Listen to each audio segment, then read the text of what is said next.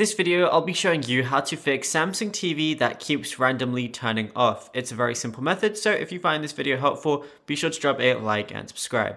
Now, this can be very annoying to do, so there's two different steps to this.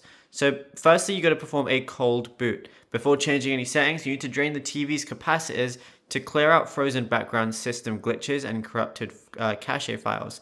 So while the TV's turned on, press and hold the Samsung button on your Samsung remote. The power button on your Samsung remote, and then keep holding the button down continuously, and the screen will turn off after about 5 seconds. It's going to flash and turn back on. And then what you want to go ahead and do is go over and press your home button on your remote, and then just go over to the left, and then go over to settings, and then go into all settings like this. Now, what we want to go ahead and do is go over to the general and privacy tab, and then we're going to see a lot of different things, but we can go ahead and find Eco Solution, which is going to be in power and energy saving. And auto power off is currently set on 4 hours.